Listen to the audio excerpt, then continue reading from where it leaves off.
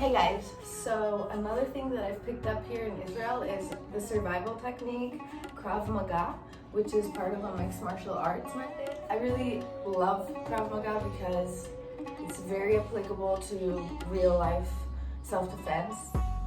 With a lot of martial arts, capoeira, which is a Brazilian, they do beautiful dance work and it's incredible, but there's no contact. So Krav Maga actually translates to body contact.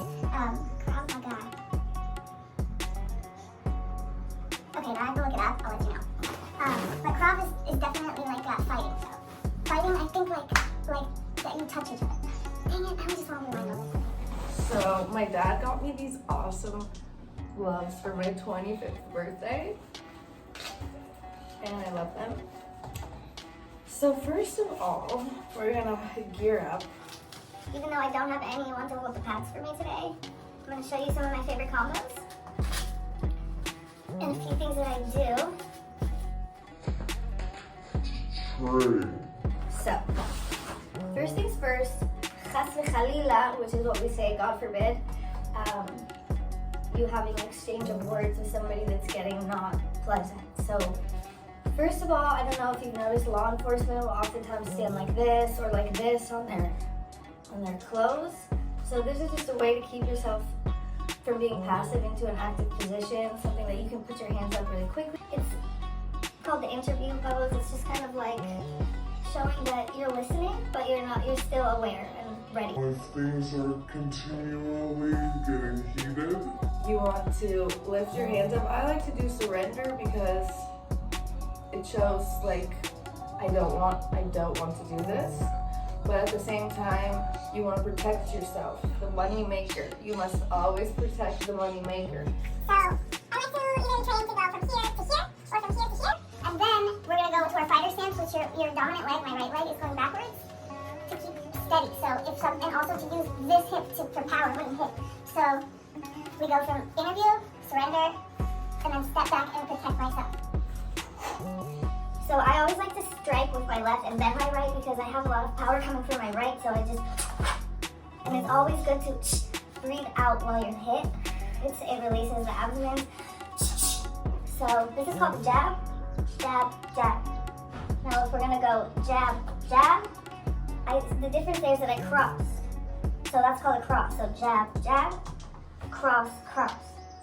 Okay? And I'm always gonna have my fighter stance, which Looks like this. Because it really keeps you balanced. Because one of the main things is never get on the floor. which I also like to practice falling. If I do fall, you want to have your hands back, your head, so it won't hit the ground, and you're going to catch your fall with your hands. Now, let's see if I can show you this. So when we fall, we're gonna fall and No head to the ground. this is gonna hurt bad if it's on some cement sidewalk. You just wanna hit as hard as you can while lifting up the rest of your body. So let's try it again. I get pushed, I'm in fighter stance, I get pushed, I fall. Head always up. Then this is how we get back up. So we're down, right? Like you're at the beach almost, like chilling. This foot goes up. Back to fighter stance,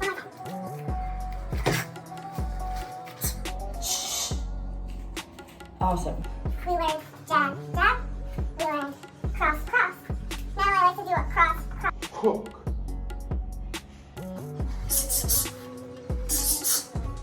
That was fun. Then you can shadowboxing is a huge part of training. Just fight the demons. Think of whatever, I like to think of character defects that I want to just fight away from me. So that's where my power comes from. So we have jab, jab, cross, cross, cross, cross, hook. Ooh, you can go with that. My favorites are the hammer fist because it's just a hammer fist, you know, hammer time. Also, I like to go cross, cross, elbow. Because an elbow to the face is not fun, and also you're not gonna have these gloves. It's as much as it hits you in the funny bone, it's more of a easier way to get hit. I like to also hit with open palms because sometimes you can really hurt yourself punching like this. So sometimes open pumps to the face will be less of an injury for you. Hopefully not the other guy, because he came messing with you. Because first of all, we didn't want any smoke. We made that clear. But then we had to do what we had to do. Right? So I hope you guys enjoyed.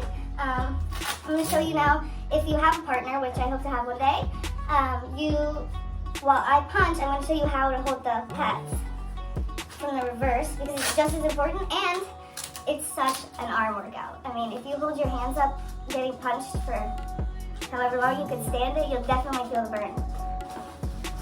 So, these are my pads. Now there's different types of pads. I like the tombstone pads too, which is a lot for kicking because it's basically like a pillow and you can kick it.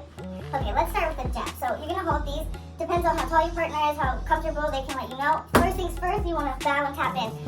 That's one of my favorite parts of martial arts, is the etiquette and the value system that comes along with it.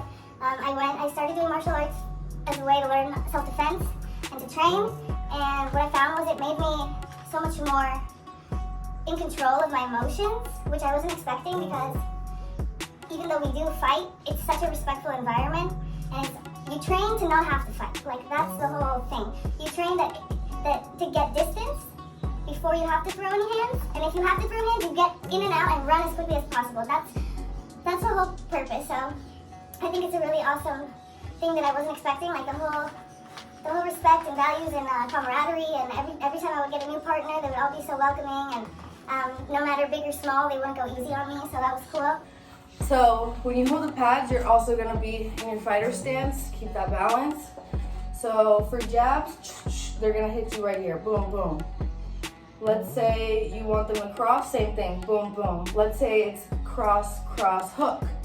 So they're going to go cross, cross, hook. Right? Cross, cross, hook. Or this way, cross, cross, hook. Now let's say you want them to duck, because somebody's going to swing at them one day.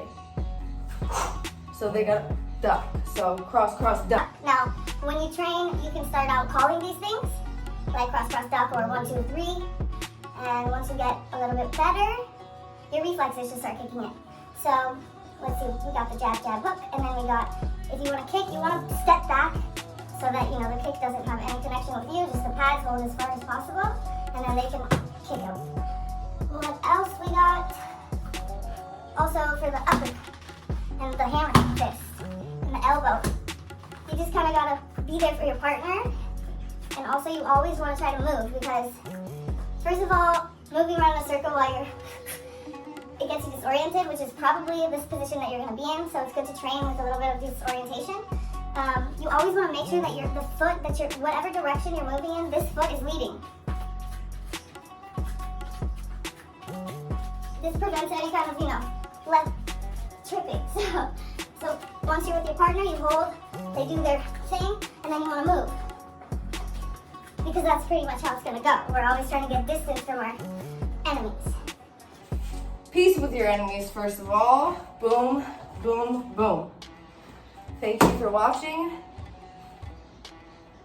Have a great day. Train not to fight.